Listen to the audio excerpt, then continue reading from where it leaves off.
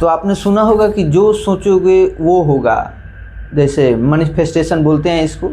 तो मैं जब कॉलेज में था तो ये जब सुना तो मुझे लगा कर यार बहुत अच्छी बात है, मुझ जैसे कामचोर के लिए तो अच्छी बात है ना, कि आप बैठे बैठे बस सोच रहे हैं और हो रहा है, और क्या चाहिए।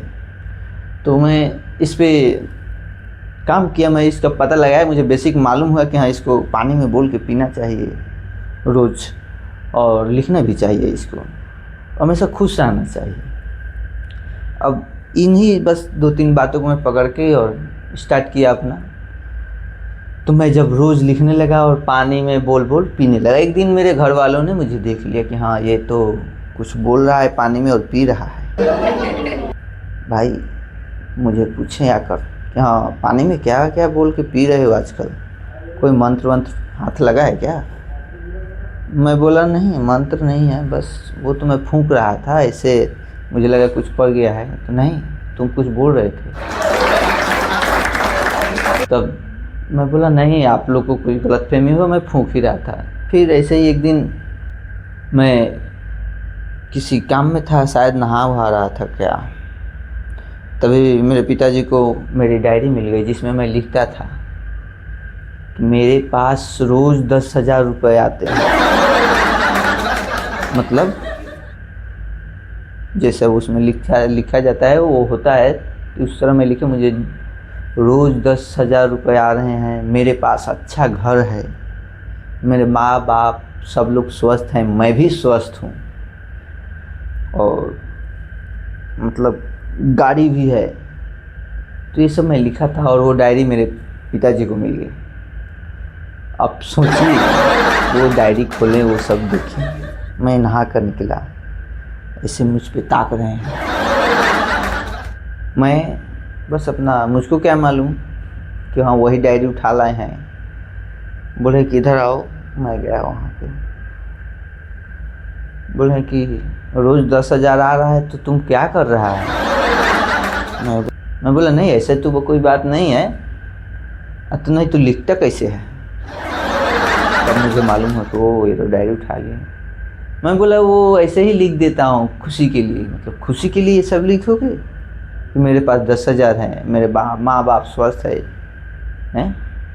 ये तुम देख रहे हो हमारे घुटनों का दर्द जा नहीं रही है, तुम्हारे मम्मी का शुगर कम नहीं हो रहा है, और तुम बोल रहे हो कि मेरे माँ बाप स्वस्थ हैं। घर भी है तुम्हारा, कहाँ है घर बताओ। हम लोग को इधर झोपड़ी में रखा है, अभी ले चलो अपने घर में ले चलो यार। जब घर ले लिया है तो किस बात का टेंशन है। मैं बोला नहीं वो मैं ऐसे ही लिखता हूँ, मुझे ये सब करना है। अच्छा तो लिखने से हो जाएगा। मैं बोला हाँ हो जाएगा, क्यों नहीं होगा, ये लोग बोलते हैं।